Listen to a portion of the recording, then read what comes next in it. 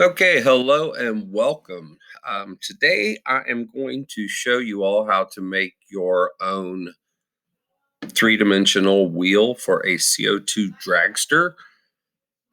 This will be the front wheel, but the same techniques can be applied to making the rear wheels as well. Of course, you would have to use different dimensions, but this should give you enough to get started in making your own wheels and getting creative and changing the designs a bit. Pardon me. Okay, I am going to start by putting a sketch into my right plane. I like to draw my wheels in the right plane because of the way I draw everything else. It's just easier for me to assemble, but you can draw them in any plane you want. I'm going to go ahead and turn that right plane to where it faces me. And then I'm going to start with my outer wheel, and I am going to make it 36 millimeters. And then I'm going to make the outer wheel 3 millimeters thick all the way around, because that way I know it will work well within the printer. Plus, it will allow me to round off my edges a bit. So I'm going to make an inner circle of 30 millimeters and just go ahead and say okay to that. I'm now going to select this profile and extrude it. And I'm going to show you isometrically what this looks like, because I don't want my extrusion just to move one way away from my plane. I actually want it to be on both sides of the plane for some things I'm going to do later. So I'm going to select symmetric, and I am going to make this 4.5 millimeters thick, and then just go ahead and say okay to that. Next, I need to make a sketch that will show how my axle will be mounted within the wheel. So I'm going to create another sketch on the right plane and turn turn this towards me. I need a hole in the center that the axle can slide into.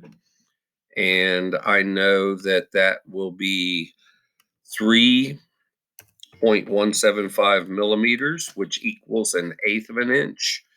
And then I need some, meat around that to hold the axle in tightly and to keep it from breaking or wobbling. So, and you can make this smaller, larger, but I'm going to start here, and I'll just call it 9 mils. That'll be good enough for that.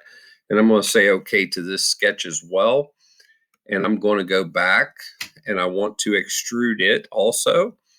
And I want that extrusion to be the same width as my wheel. So I'm going to do it symmetrically also, and I am going to do it 4.5 millimeters. So now what I have is I have my axle, a place for my axle, and my tire all living within the same dimensions, same width. I am going to go ahead and close one side of my wheel off, the axle hub here, so that the rod from the axle can't push through. The way I'm going to do that is to select this surface and create another sketch on that surface. And then I am going to go up here and grab me a circle. I'm going to get in the center. See, if you follow the origin over, it makes a little square there. I'm going to get in the center, and I'm going to pull this out. And I'm going to make that 3.175, the same size, and say okay. And then I'm going to select that, and I am going to extrude it, but I want it to go in the other direction. And since it's 4.5, I'm just going to go 1.5 deep. That leaves me 3 millimeters on the other side to insert the axle rod into, and say okay. So now what I have is I have my outer wheel. I have my hub that will receive the axle right here. The axle will slide into this hub. And now I want to go ahead and put a few spokes, something to give this a little character. And the way I'm going to do that is I'm going to go right back, to my original place in the world. and create another sketch on the right plane. And I'm going to turn it back to me. This time, I want to make use of some lines I already have drawn. So I am going to take my Use Project Convert tool, and I'm going to select this inner ring and this ring here. That way I can use those to connect to and draw my spokes on. I'm going to just go ahead and draw a line from the point of origin up and kind of pull it over this way a little bit. And you can put that about anywhere, but I like to define it. So I'm going to go from here to here with the dimensioning tool and change that to 7.5 degrees. And then I want a copy of that line over here so that it looks like a spoke. So I'll use my mirror tool. It says select a mirror line. I'm going to select the center line, then select this. It pops it over. And then using my scissor tool, I'm going to get rid of the lines that I do not need for this profile. So now I have this cool little profile made right here that I can extrude and make a spoke. But before I do that, I want multiple spokes in this place to give the wheel some strength, and keep it light as well, but give it a little strength. So I'm going to select my circular pattern tool, and I'm going to go right up here and click this line, and then click this line, and now it made me 3 spokes, and you can see by that 3x right here, that's how many I have. But I can change that, and I think I'll go ahead and change it to maybe 8, see what happens. 8 looks pretty cool. I like even numbers. You can make it 7. I suppose you can make it even up to 10 and they still fit, but I think we'll back it back down, maybe make it 5 just for the heck of it so that you can see what's going on a little bit better. And I'm going to say okay to that. Now that I have that, and before I close my sketch, because I found that this works better in Onshape, I'm going to go ahead and select these regions and just go on up and click the extrusion tool. And I'm show you what's going on isometrically here. I am going to select add, and I am going to select that they merge with the entire thing. I have 4.5, so maybe I'll make that like 2. And I'm going to make sure that it's symmetric as well and say okay. So now I have my wheel. My wheel has a place for accepting the axle into it, and I have some spokes around it, and this would print pretty well. The one thing that I will do to make sure that my wheel is a little more efficient for friction is most of the rules say that I need at least 1.5 mils of this touching the surface. Right now I have 4.5 millimeters touching the surface, and that, the more touching the surface, the more friction. So I'm going to get my fillet tool, and I am going to select this outer edge and this outer edge, and I'm going to change this to 1 and hit enter. And what you see happen was now, there's less. This right here is now down to, let's see, 2.5.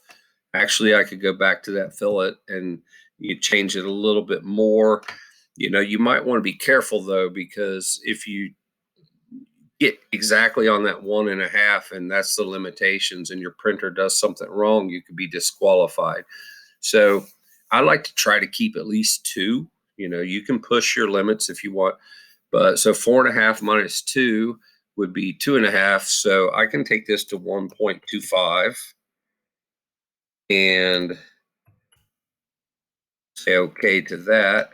And that, took a little more off, but that should be leaving me exactly 2 that is in point of contact with the surface. So that's just a quick wheel. You can pretty this up. You can do a million other things with it. You could go ahead and, put some fillets on these edges as well to give it a little more design and aerodynamics. And that would let you do something cool that way, and even, if you want to customize, you can go in here and you might have to go watch a video because I'm not going to show you, but you could go right here and maybe put a custom letter on it with your initials. You could fill at these edges as well to give it a little bit more resistance free for a bad choice of words, but less resistance by smoothing off those lines when it passes through the air. All right. So now that you know how to do it that way, if you want to get cool with your designs, I think I will just go ahead and I'm going to go undo a few of these things and back up. So let's say I'm here, back to where we were a minute ago, and I have this. Maybe I want that to be solid in the middle. Um, I've got sketch 3, so that's good. Make sure I saved everything. I'm going back to my isometric view. I'm going to create a new sketch inside here. Absolutely not. I don't need to do that. But what I'm going to do is go back to my original sketch and select the area inside here and extrude it and do it symmetrically. Let's say I make it 2 and I make it symmetric and say okay. So maybe I wanted more of a filled in wheel, and I could do something like that way. And then if I want to get cool with the pattern on that, I could do it by cutting out different things. Maybe I want to cut out some, maybe a pentagon or a hexagon or some sort of shape within my wheel. So I can go here, select this surface, and draw a sketch right on it. Still in my right side that way. And I could just go up here and pop this polygon tool. I'm gonna try to center it up, and you can get more precise, but I'm just gonna pull that right here. That looks pretty cool. And I'm gonna leave it alone and then take my circular pattern tool, and I need to click these so that I get it accepted.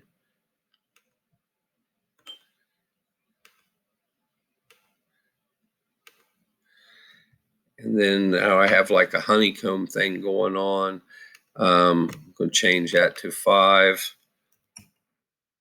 and say okay. Nope, I don't want to say okay, but I do want to click it and make sure that it's permanent. Now I'm going to select these areas and go ahead and use the extrusion tool once again. And you can, since we're on the top of this, we can just go blind. We can go remove. The part is 2 millimeters thick, and say, let's see which way we're removing. That's why I should have had this on isometric. Yep, we're removing the right way, and say okay.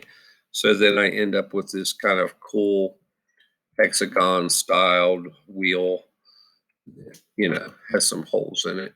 So you can get as creative as you want, then go back, pop in your fillets or whatever to get a few things off of here. I think we said 1.25 was our goal to get us down to 2 mils, and just do different things like that. So, let your creativity run wild.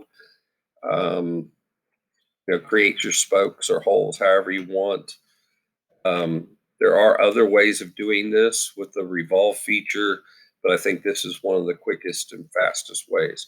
I hope that helps some of you out and gets you started on the path to making your own CO2 dragster wheels. It's a quick little project. And if you have any questions or comments, please feel free to submit them through the links. Thank you.